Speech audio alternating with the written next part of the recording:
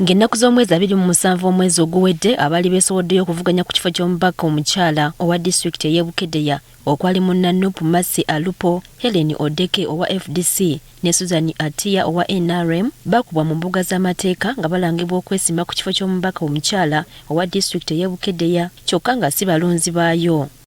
Bano baali bavunaanibwa Zipola Akol agambibwa okuba omuyambi wa Anita Among omukuuza w'olukiiko lw'eggwanga olukulu nga naye yeesimbye ku kifo kino. Okuva olwo ebya bano bibadde bitambulira ddala bubi newankubadde baali baweze okukuuka ejjembe okuwakanya ebyali bibajwetekeddwako. Kati olwaleero ogezako okwewala okusika omuguwa ekibiina kinuupu kitaddewo omubaka Florence Asio okudda mu kifo kya Mercy Alupo eyaweebwa kaadi mu kusooka. So here I present to you Honorable Asio Florence, who is our flag bearer for Bukedea District 2026-2031.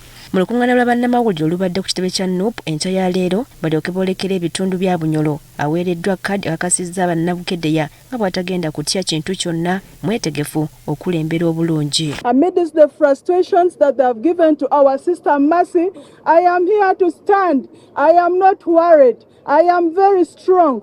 Ye Mercy Alupo abakyali mu kkooti mbu si mulonzi wa Bukedea akkiriza okuva mu lwokaano okwewala okufiiriza ekibiina n'ategeeza nga bw'agenda okuwagira munne. It is not an easy thing because the junta is very afraid of the power that belongs to the people. I am going to rally behind a CEO for Bukedea District and she is going to get nominated in Bukedea District. People power. Wanakulira ekibiina kino Robert Kyagulanyi Ssentamu wasinzidde n'ategeeza nga Alupo okuggyibwa mu lwokaano bakuli okweyagaliza kw'abalala abamwesimbyeko nga balowooza nti be balina okuba mu ntebe bokka. Kati tuleese omupya Anita Among twagala era tulabe empisa zo, twagala era tulabe tigofuga ekkooti gofuga Electoral Commission era kyoyogera kyekikola. Ono talemye kwogera ku bikolwa ebimenya amateeka ebifumbekedde mu kakuyege w'omulundi guno gamba ng'ekyabakuumaddembe okutandika okulaga oludda lwe bawagira mu lwatu ekitabasuubirwamu. Mwalabye Senior Superintendent of Police omukyala gwe bayita Annabella Nyinamaworo nga campaigningira Kasolo mu uniform ya police. Mwalabye n'omusirikale omu wa Air Force gwe bayita Lieutenant General Okidi nga naye campaigningira Museveni nga gezaako okudipu campaigninga ffe.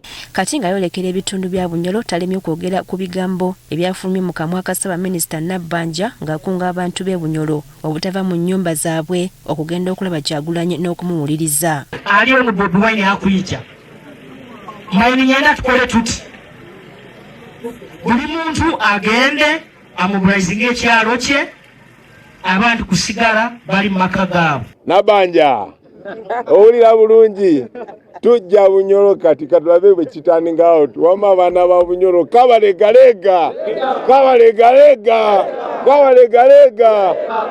Oluvannyuma Robert Kyagulanyi Ssentamu ayolekedde olumutwala mu bitundu bya Bunyolo.